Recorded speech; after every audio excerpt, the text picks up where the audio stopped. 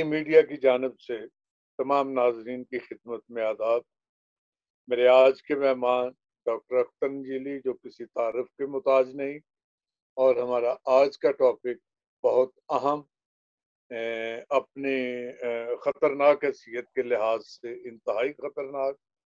तो मेरी मुराद है, जैसा कि नाजरीन आप जानते हैं कि कोविड-19 ने दुनिया भर में अपनी दहशत फैला रखी है, और आप ये भी देखते हैं कि एक जगह से ख़त्म होता है तो दूसरी जगह शुरू और मज़ीद ताकत पकड़ता है। उम्मीद है खुदा करे हमारे साइंसदान खुदा की मेहरबानी से इसके तोड़ के लिए कोशां हैं, और उम्मीद है एक दिन हम काबू पा लेंगे। जैसा कि आप जानते हैं कि अब इसका जोर पाकिस्तान, हिंदुस्तान, नेपाल में बहुत ज्यादा है, और ख़ास तौर पे हिंदुस्तान और नेपाल की सूरत हाल जो है इंतहाई खतरनाक है। अदाद शुमार इसलिए नहीं बताए जा सकते कि इसमें हर घंटा डेली रोजाना की बेस पे इजाफा, कमी बेशी या जो कुछ भी हो रहा है। तो आज का जो मौजू है, देखने में ये आया है कि जो कोरोना के मरीज हैं उनमें खास तौर पे एक नई बीमारी, अभी हम डॉक्टर साहब से पूछेंगे इसी के सिलसिले में, उसका नाम ब्लैक फंगस है, यानी स्याह फफूंदी। तो ये शुरू हो गई है और ये इंतहाई खतरनाक किस्म की चीज है। तो हम अपने नाज़रीन के लिए डॉक्टर साहब से इसके बारे में पूछेंगे। डॉक्टर साहब, welcome to the show. Thank you very much Naeem भाई साहब। बहुत शुक्रिया। और हमें ये बताएं कि ये ब्लैक फंगस क्या चीज है? आपने फरमाया कि कोरोना के बाद अब ये एक नई वबा, एक नई बीमारी जो जड़ पकड़ रही है, उसका नाम है ब्लैक फंगस। तो ब्लैक फंगस, इसका बड़ा लंबा चौड़ा नाम है साइंस में, लेकिन उस तरफ हम नहीं जाते। आम जुबान में जैसे आपने भी फरमाया है कि ये एक फफूंदी है, बिल्कुल वैसे ही जैसे अगर किचन में या किसी जगह पे कोई ब्रेड का टुकड़ा, रोटी या इस तरह की कोई खाने वाली चीज बहुत देर तक पड़ी रहे तो उसके ऊपर फफूंदी लग जाती है। अब वो फफूंदी जो है वो सब्ज भी हो सकती है, ब्राउन रंग की हो सकती है, और सफेद हो सकती है, काली भी हो सकती है। इसका ताल्लुक इस बात से है कि वो फफूंदी किस किस्म की है, वो किस टाइप की है। यानी कि जैसे पौधों की किस्में होती हैं, घास की किस्में होती हैं, इस तरह से फफूंदी की किस्में हैं जी। फफूंदी सारी खतरनाक नहीं होती, जैसे मैं गुजारिश कर रहा था कि फफूंदी की किस्में हैं। अब बहुत सी किस्में फफूंदी की जो है वो इंसान के लिए फंगस की किस्में जो है, फंगस, क्योंकि फफूंदी फंगस की एक किस्म है। अब हम बात फंगस की करते हैं, तो फंगस की बहुत सी किस्में जो है वो इंसान के लिए फायदेमंद भी होती है। ये मशरूम जो हम खाते हैं ये भी फंगस ही है, और पेंसिलिन और इस तरह के बहुत से एंटीबायोटिक्स जो तैयार किए जाते हैं वो भी फफूंदी से आते हैं। आम फफूंदी जो ब्रेड को लगती है, वो फफूंदी जो है वो इतनी खतरनाक मेडिकली नहीं होती जितनी कि वो देखने में इंसान को घिन आती है उससे। उसकी वजह ये है, और इसका थोड़ा सा जिक्र मैं आगे चल के मेडिकल के लिहाज से भी करूंगा। उसकी वजह ये है कि ये फफूंदी उस जगह पे लगती है जहां पे तेजाबियत ज्यादा होती है। अब देखें, सेब रख दें आप टेबल पे, उस पे फफूंदी नहीं लगेगी, लेकिन अगर वो सेब गलना शुरू हो जाएगा, गलना सड़ना शुरू हो जाएगा, तो उसमें तेजाबियत बढ़ जाएगी। शुगर उसके अंदर जो है वो टूट कर एसिड बन जाती है, और वो जो एसिडिक इन्वायरमेंट है उस पे फफूंदी लगती है। अब फफूंदी, अगर अब ब्रेड के ऊपर फफूंदी लगी है और वो फर्ज करें वो ग्रीन टाइप फफूंदी जो है अगर कोई गलती से खा ले तो उससे कोई नुकसान होने वाला नहीं है, लेकिन चूंकि वो स्टेल ब्रेड है, वो उसकी अपनी मियाद खत्म हो चुकी है, उसमें और जरासीम हो सकते हैं, और इसलिए हाइजीन के लिहाज से, न्यूट्रिशन के लिहाज से उसको खाने को दिल नहीं चाहता, और खानी चाहिए भी नहीं, लेकिन वो मुझे नहीं, उससे परहेज करना चाहिए। बिल्कुल तो ये बताएं, हम आते हैं अपने अपने टॉपिक की जानिब।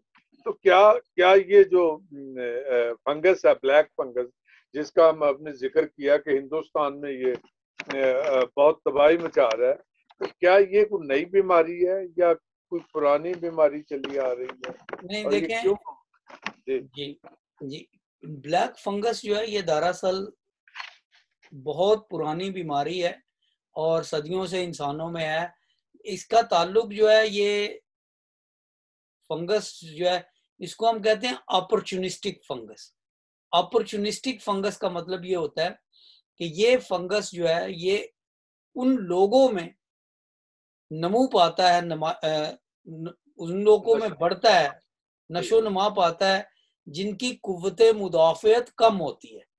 लिहाजा आज से पहले भी वो लोग जो कैंसर के हैं, खास तौर पे ल्यूकीमिया के मरीज, ब्लड कैंसर के मरीज जो हैं, या जिनकी में कुव्वते मुदाफ़त कम है, एड्स के मरीज हैं, इस तरह के और कैंसर की जिनकी कीमोथेरेपी हो रही है, अनकंट्रोल्ड शुगर है, दमे के मरीज जिनमें कुव्वते मुदाफ़त कम है, उनमें ये ब्लैक फंगस लगने के खदशात हैं। लेकिन आम तौर पे होता यह है कि लोगों में कुव्वते मुदाफ़त की सतह इतनी बुलंद होती है कि जब ये फफूंदी के जर्रे आते हैं, स्पोर्स आते हैं उनके जिस्म में, तो वो उन्हें ख़त्म कर देते हैं। इस वक्त हम बात कर रहे हैं, खुदा जाने इस वक्त मेरे कमरे में जहाँ पे मैं बैठा हूँ ब्लैक फंगस के स्पोर्स हैं नहीं है। अगर हैं तो वो मुझे तंग नहीं करेंगे, इसलिए क्योंकि मेरी कुव्वते मुदाफ़त नॉर्मल है, इस वक्त आपको तंग नहीं करेंगे। लेकिन अगर वही स्पोर्स किसी ऐसे शख्स के तनफ़्फ़ुस के ज़रिए, सांस लेने के ज़रिए, या उसके जिस्म पर कट आने के ज़रिए, या ब्लड के ज़रिए किसी तरीके से उसके जिस्म के अंदर दाखिल हो जाए, तो उसके बाद फिर वो ब्लैक फंगस जो है वो अपनी जड़ पकड़ देता है। जी। कमजोर इंसानों में कुव्वते मुदाफ़त से मुराद हम ये लेते हैं कि वो ऐसे इंसान जिनके जिस्म में बीमारियों से लड़ने की ताकत नहीं होती या कम होती है। जी हाँ, बिल्कुल आपने बिल्कुल सही। कुव्वते मुदाफ़त जो है वो दरअसल यही है कि जैसे एक मुल्क के अंदर एक फौज होती है, पुलिस होती है जो नज़्म ज़ब्त को अंदर मुल्क के कायम रखती है, और इसी तरह से बाहर से आने वाली फौजों को रोक के रखती है, मुदाफ़त उनकी दफ़ा करती है। तो हमारे जिस्म के अंदर एक निज़ाम है खुदा ताला ने पैदा किया हुआ, और जो जरासीम, फंगस, बैक्टीरिया, वायरस हमारे जिस्मों में आते हैं, हम उनका कला कमा कर देते हैं, लिहाजा इंसान सेहतमंद रहता है। लेकिन जिन बीमारियों की वजह से ये कुव्वते मुदाफ़त कम हो जाती है, अगर उन लोगों के जिस्म में ये आए फंगस, ब्लैक फंगस या बाकी चीज़ें जिनका मैंने जिक्र किया, तो वो उनका मुकाबला नहीं कर सकते। लिहाजा ये फंगस एक अपॉर्चुनिस्टिक है, ये नहीं कि ये अपॉर्चुनिटी ढूंढता है, मौका ढूंढता है कि कौन सा कमजोर उसको पकड़ लेते हैं। इसको जो मुनासिब जिस्म माहौल मिलता है तो वहां पे ये अटैक करता है, अदरवाइज जिनके जिस्म में ताकत हो। अच्छा, आगे चल के हम इस बात पे भी गौर करेंगे कि इस किस्म की चीजों के लिए कुव्वते मुदाफ़त जो जिनमें नहीं है या कम है, वो कैसे बढ़ाई जा सकती है। तो इस सवाल पे हम बाद में आएंगे। तो डॉक्टर साहब चलते चलते ये बताएं कि अभी आपने फंगस का जिक्र किया, फफूंदी का, तो ये कितने किस्म की आमतौर पे होती है? देखें, ये इसकी किस्में तो तकरीबन मिलियंस में हैं, लेकिन इंसानों के साथ जिनका ताल्लुक है वो फिर लाखों में आ जाती हैं। लाखों में से चंद 100 होंगी, 1000 होंगी जिनका ताल्लुक बीमारियों से। बाकी अच्छी फफूंदी भी होती है, जैसे मैं अभी जिक्र कर रहा था कि गुड फंगस भी होते हैं। पेनिसिलिन बनाने के लिए जो इस्तेमाल किया जाती है चीज, वो भी फफूंदी है। पेनिसिलिन दरअसल एक फफूंदी से ही निकला हुआ एक एंटीबायोटिक है, और फिर एंटीबायोटिक सारे उसके बाद तैयार हुए। लिहाजा फफूंदी इतनी बुरी चीज नहीं है, इसलिए क्योंकि निज़ाम फितरत में हर चीज का एक मकसद है, हर चीज का एक जॉब है। फफूंदी के अपने जॉब्स हैं और हमारी कुव्वते मुदाफ़त के अपने जॉब्स हैं। लेकिन जब हमारी कुव्वते मुदाफ़त खत्म हो जाती है, देखें मैं एक बात अभी बता रहा था आपको, तज़ाबियत। तज़ाबियत तो जब इंसान के जिस्म में तज़ाबियत बढ़ जाती है तो उसके अंदर बहुत सी बीमारियां पैदा होती हैं अंदर, अंदरूनी तौर पर। लेकिन उसमें एक खामी ये आ जाती है कि उसके अंदर तजाबियत की वजह से बाहर से आने वाले जरासीम, फंगस, वायरस, बैक्टीरिया और इस तरह की चीजें जो है उनको ग्रो करने के लिए, बढ़ने के लिए एक बड़ा ही साजगार माहौल मिल जाता है। क्योंकि जब हम लेबोरेटरी में बैक्टीरिया को पालते हैं, ग्रो करते हैं, तो हम पीटरी डिश में डालते हैं, कुछ चीनी डालते हैं, एगर उसे कहते हैं, तो उसमें वो ग्रो करते हैं। तो जब हमारे अंदर तजाबियत बढ़ जाती है तो दरअसल हमारा पूरा जिस्म एक पीटरी डिश बन जाता है, जिसके अंदर वो जरासीम, वो फंगस, वो वायरस जो है उनको साजगार माहौल मिलता है और वो वहां पे ग्रो करते हैं, नतीजतन इंसान बीमार हो जाता है। यानी ये जैसे आपने बताया कि एक इसको खास माहौल चाहिए होता है जो इंसानी जिस्म, कमजोर इंसानी जिस्म इनको मुहैया करता है और वहां पे भी ये नमू पाते हैं। तो डॉक्टर साहब ये बताएं कि अभी ये जो ब्लैक फंगस है, इसको हिंदुस्तान के हवाले से क्यों इसकी बात की जा रही है? तो क्या ये वहां पे क्या कोरोना के मरीजों का ताल्लुक है इस डिजीज से, बीमारी से? जी, मैं जैसे अभी थोड़ी देर पहले अर्ज कर रहा था कि कोई भी मर्ज जिसकी वजह से इंसान में कुव्वत मुदाफ़त कम हो जाती है, जैसे कैंसर का इलाज, कीमोथेरेपी, रेडियोथेरेपी, खून के सरतान, शुगर, दमा, शुगर के मरीज, ये वो इनमें कुव्वत मुदाफ़त कम होती है। लिहाजा अच्छा, कोविड जो है या कोरोना के मरीजों में एक और चीज है, और इसका मैं इसलिए जिक्र करने लगा हूं क्योंकि हमारे ममालिक में बाज़ औक़ात मरीजों की ये डिमांड होती है डॉक्टर से कि हमारे मरीज को आपने 24-48 घंटे में 3 दिन में ठीक करना है, को जल्दी से जल्दी ठीक करना है। लिहाजा स्टीरॉइड्स का इस्तेमाल किया जाता है। अब देखें, स्टीरॉइड्स बुरी चीज नहीं है, स्टीरॉइड्स का जायज इस्तेमाल है मेडिसिन में, इसीलिए स्टीरॉइड्स जो है वो मेडिकल कंपनीज बनाती हैं। सांस के अमराज में स्टीरॉइड्स का इस्तेमाल है, कार्डियक की बाज कंडीशंस में है, बहुत सारी चीजों में हम स्टीरॉइड्स का इस्तेमाल करते हैं। इन्फ्लेमेशन को, सोजन को, बीमारी की अलामत को फौरन ये दबा देता है। बाज कंडीशंस ऐसी हैं जिनमें स्टीरॉइड्स का इस्तेमाल नहीं करना चाहिए, जैसे शुगर के मरीजों में स्टीरॉइड्स का इस्तेमाल नहीं करना चाहिए, इसलिए क्योंकि उससे शुगर बढ़ जाती है, उससे कॉम्प्लिकेशंस जो शुगर की पेचीदगियां वो बढ़ जाती हैं, किडनीज पे डैमेज बढ़ जाता है।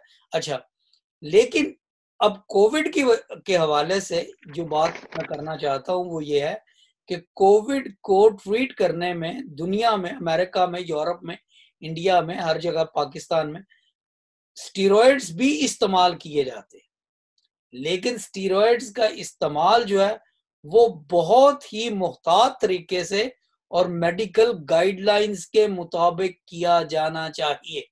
अगर हम उसका इस्तेमाल उन गाइडलाइंस से तजावुज करके करेंगे तो बज़ाहिर तो मरीज को बहुत जल्दी फर्क पड़ जाएगा, लेकिन उसका नतीजा, दूर रस नतीजा ये होगा, लॉन्ग टर्म इफेक्ट ये होगा कि उसकी कुव्वत मुदाफ़त कम हो जाएगी और बाज़ में तो बिल्कुल खत्म हो जाती है कुव्वत मुदाफ़त।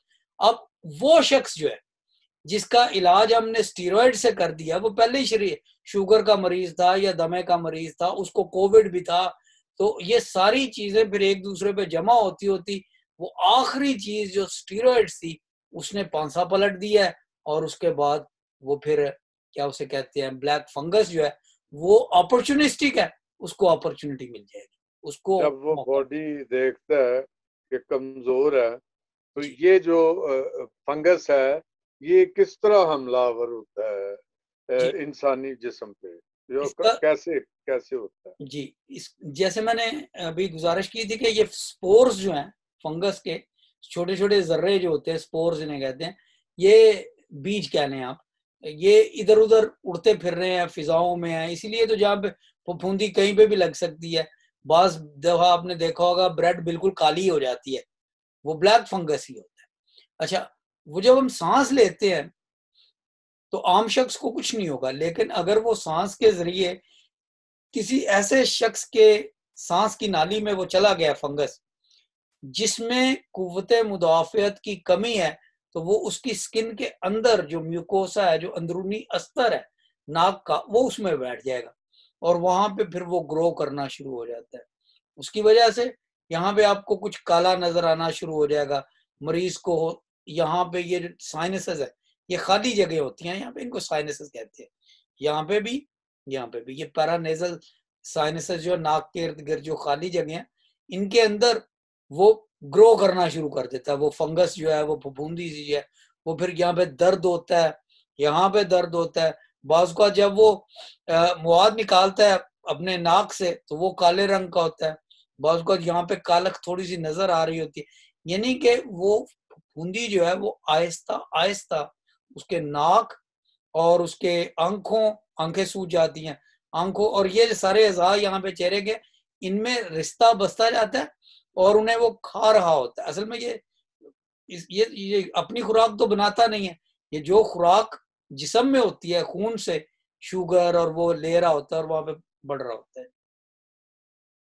तो ये ठीक है, एक शख्स है उसे ये हो गया है, फंगस हो गया है, जैसा आपने बताया कि ये नाक में जो वो बैठ जाता है सांस की नाली में, जहाँ से सांस लिया जाता है नाक के रास्ते, तो फिर आगे इसका क्या नुकसान है?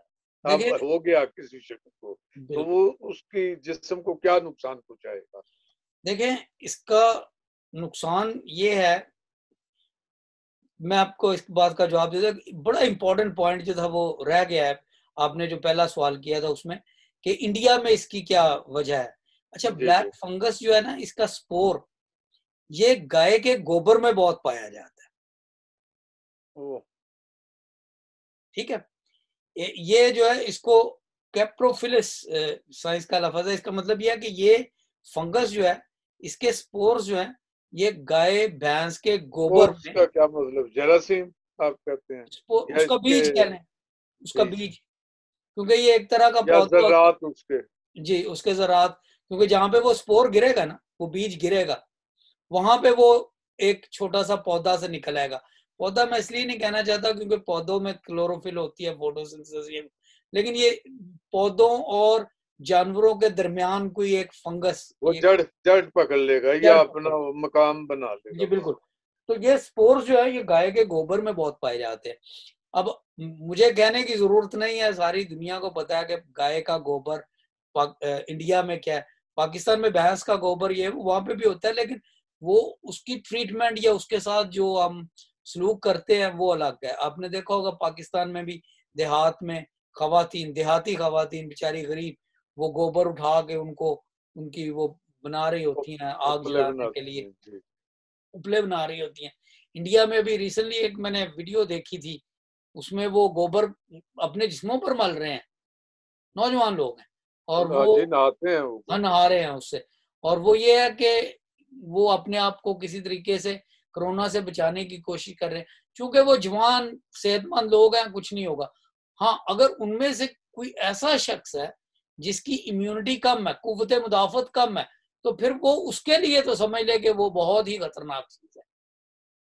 तो अब मैं आता हूँ।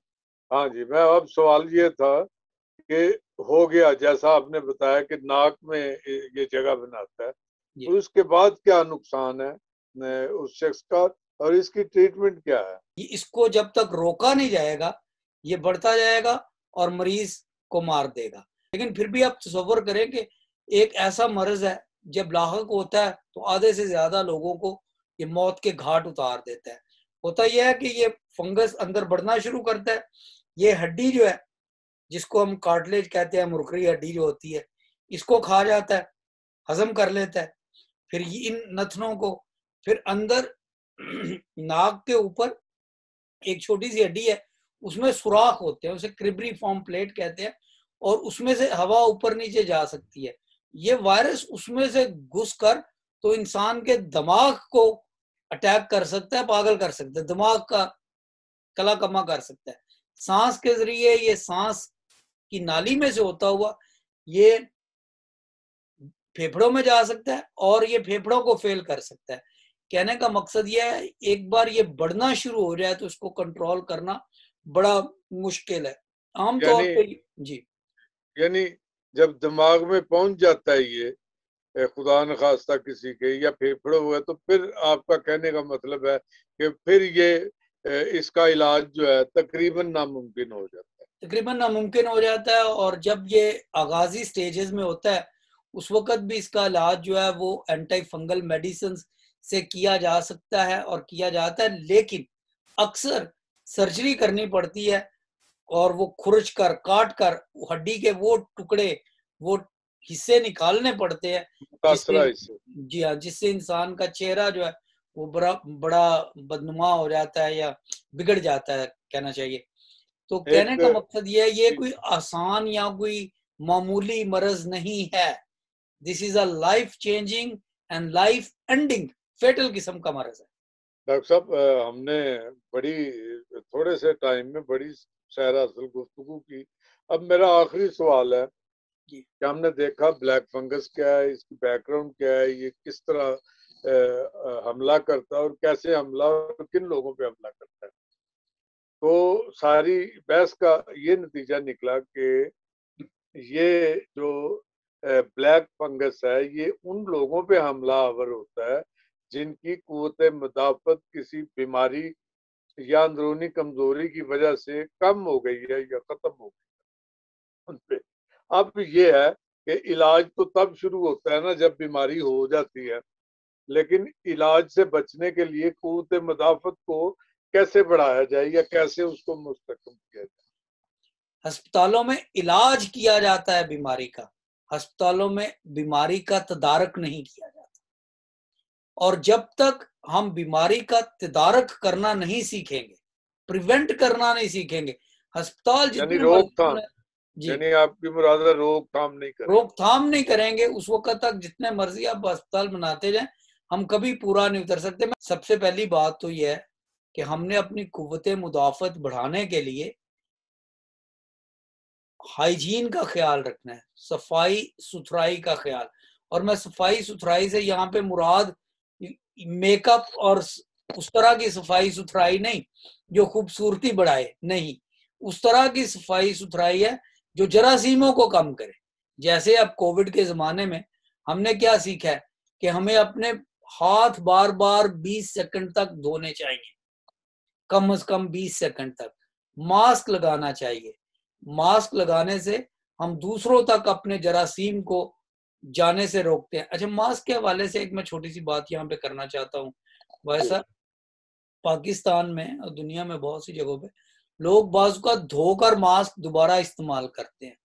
जी जी, कपड़े का यहाँ मास्क पे होता है, भी हो, जी, यहाँ पे यहाँ भी पे भी करते हैं। हो रहा जी जी, एक तो होता है ना सर्जिकल मास्क, N95 वाला, वो नहीं, बाज लोगों के कपड़े के मास्क होते हैं और वो अच्छे हैं बार बार। लेकिन इसमें जो मैं बात वाज़ेह करना चाहता हूँ वो ये है कि अगर आप मास्क धो के इस्तेमाल करते हैं तो गीला मास्क कभी इस्तेमाल ना करें, है। गीला मास्क इस्तेमाल ना करें। और मास्क को हमेशा गर्म धूप धूप खुली धूप में, तेज धूप में सुखाएं और उसके बाद उसे आप दोबारा इस्तेमाल कर सकते हैं। अच्छा, अगर आप डायबिटीज के मरीज हैं, अपनी शुगर कंट्रोल में रखें। शुगर बढ़ जाएगी तो आपके खून के अंदर तजाबियत बढ़ जाएगी। और मैं क्या बता रहा था अभी थोड़ी देर पहले कि जब चीज तजाबी होती है तो वहां पर फंगस बढ़ जाता है। जैसे सही सेब को कभी फंगस नहीं लगेगा, जैसे ही सेब गलना सड़ना शुरू होगा उसमें तजाबियत बढ़ेगी तो उस पर फंगस फफूंदियां लगनी शुरू हो जाएगी। तीसरी बात, अगर आप किसी भी वजह से स्टीरॉयड्स का इस्तेमाल करते हैं तो मेहरबानी से अपनी सेहत को मद्देनजर रख के कभी भी स्टीरॉयड्स का इस्तेमाल जरूरत से ज्यादा या डॉक्टर के बताए हुए नुस्खे से बढ़कर इस्तेमाल ना करें। और जब उसके इस्तेमाल की जरूरत खत्म हो जाती है तो उसका इस्तेमाल डॉक्टरी हिसाब से टेपरिंग डोज पे आहिस्ता आहिस्ता कम करके, डॉक्टर ये बातें समझाते हैं तो उसे खत्म कर दें। हम बात कर रहे थे कि क़ुव्वत मुदाफ़त जो है वो कैसे बढ़ाई वो जाए, कैसे बढ़ानी है। ताकि हम जैसे कोरोना है, जैसे अभी ब्लैक फंगस है, या और दूसरी इस किस्म की बीमारियों से हम कैसे बच सकते हैं, क़ुव्वत मुदाफ़त जो है वो किस तरह बढ़ाएं। शुगर कंट्रोल रखें। और दूसरी बात मैं अभी जो बताने लगा था वो ये है कि अपनी सिरकाडियन रिदम का, ये मैं लफ्ज इस्तेमाल करते हुए माफी मांगता हूँ, लेकिन मैं इसकी अभी तशरीह कर देता हूँ। सिरकाडियन रिदम का बहुत ख्याल रखें।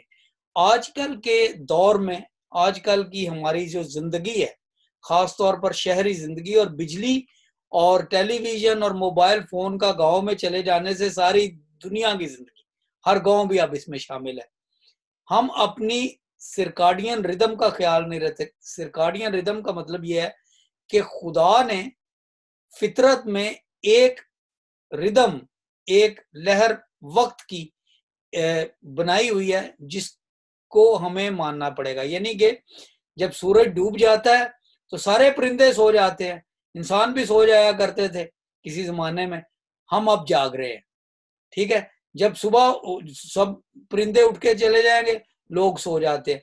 तो हमारे अंदर ये जो एक रिदम है, एक साइकिल बना हुआ है वक्त को संभलने का, यानी कि सोते वक्त सोना है, खाना वक्त पे खाना है, फिर फितरत जागना के वक्त। तय करदा असूल जो है, बिल्कुल, ये जो 24 घंटे का साइकिल है ये बहुत ही जरूरी है।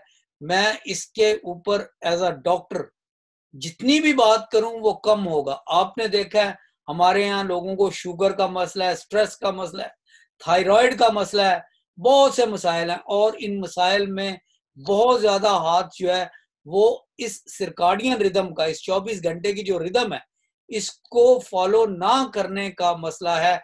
और इसकी वजह से हमारी कुव्वत मुदाफियत कम होती है, इसलिए क्योंकि हमारे अंदर खुदा ताला ने ये जो निज़ाम बनाया हुआ है कुव्वत मुदाफ़त के सेल्स पैदा करने का, उनमें भी रेस्ट करने की और दोबारा अपनी कुव्वत को बहाल करने का एक उनको ज़रूरत होती है, लेकिन हमने उन्हें बिल्कुल कंफ्यूज किया हुआ है। और इससे भी तो सिरकाडियन रिदम जो है बहुत ज़रूरी है। आखिरी बात, हमें अपनी ग़िज़ाइयत का बड़ा ख्याल रखना। हम जितनी ज़्यादा एसिडिक चीज़ें खाते हैं उतनी ज्यादा हम अपनी कुव्वत मुदाफ़त को कम करते साहब। ये जो अच्छा ठीक है, मैं अब आखिरी सवाल आपसे करूँगा, तो टाइम थोड़ा जरा मुख्तसर इसका जवाब दें। विटामिन सी इस हवाले से क्या मायने रखती है कुव्वत मुदाफ़त के लिए, और ये कहाँ कहाँ से हासिल की जाती है, अगर इसका कोई फायदा है? जी बिल्कुल, विटामिन सी की कुव्वत मुदाफ़त में बहुत ज़्यादा ज़रूरत है, और इसलिए इस पे ज़्यादा रिसर्च हुई है, क्योंकि किसी ज़माने में जब लोग समुद्रों पर जाया करते थे तो उन्हें एक बीमारी हो जाया करती थी, जिसे कहते स्कर्वी। उनकी खाल खराब हो जाती थी, दांत गिरने शुरू हो जाते थे, बहुत उनका जिस्म खराब हो जाता था, वापस आते थे हड्डियां बुरबुरी हो रही होती। और फिर एक बार हुआ, ये छोटी सी बात है कि एक शिप में वो लीमू लेके जा रहे थे, कई लेमन्स, तो रास्ते में जितने भी सेलर्स थे, पुराने जमाने की बात है, वो हर रोज लीमू खाते रहे। और जब वो दूसरी तरफ गया तो उन्होंने कहा, इतने महीने आप लोग समुद्र पे रहे हैं, आप में से स्कर्वी तो किसी को नहीं हुई। लेकिन सिर्फ विटामिन सी नहीं, बाकी तमाम vitamin, vitamin B1, B6, B12, vitamin D सारे। और उनका एक आसान तरीका ये है, वैसा आसान तरीका ये है कि जितनी कीमत या जितनी दौलत या जितनी रकम आप गोलियों पे लगाते हैं, उससे आधी रकम अगर आप हर रोज फ्रूट खाने पे लगा दें, तो फ्रूट के अंदर खुदा ताला ने विटामिन के ज़खायर रखे हुए हैं। फ्रूट के अंदर विटामिन के ज़खायर रखे हुए हैं। अब देखें, ऑरेंजेस हैं, लेमन्स हैं, विटामिन सी है, बी है, सब कुछ है। तो पुराने जमाने में हमारे बुजुर्ग लोग जो थे, गांव के रहने वाले, वो चूंकि फ्रूट भी खाते थे, सब्जियां भी खाते थे, उनमें कोई कमी नहीं होती थी। आजकल विटामिन सी की बहुत अहमियत है, लेकिन इसको हासिल करने का बेहतरीन तरीका जो है वो गोलियां खाना नहीं है, बल्कि वो फ्रूट खाना है, नेचुरल उनका उसका जो तरीका। तो डॉक्टर साहब इसका मतलब ये है कि सेहतमंद रहने के लिए आपको सेहतमंद माहौल में अपनी जिंदगी बसर करनी चाहिए, जिसमें सब्जियां, फल खाएं और सैर करें, ताज़ा हवा लें। तो ये सारे अवामल जो है इंसान को से और अपनी नींद सोएं, अच्छी नींद सोएं, सुबह वक्त पे उठें, तो हेल्थी चीजें जो है वो खाएं। तो ये इस तरीके से हम बहुत सी बीमारियों से बच सकते हैं। डॉक्टर साहब आपका बहुत शुक्रिया, आपने अपना कीमती वक्त अंजीली मीडिया के लिए दिया। और नाज़रीन, हम एक इसी तरह एक और अच्छा प्रोग्राम लेके फिर आपकी खिदमत में हाजिर होंगे। और प्लीज अगर आपको प्रोग्राम पसंद आए तो हमारे चैनल को सब्सक्राइब कीजिए, लाइक कीजिए, कमेंट्स दीजिए। आपका बहुत बहुत शुक्रिया। खुदा हाफिज। Thank you.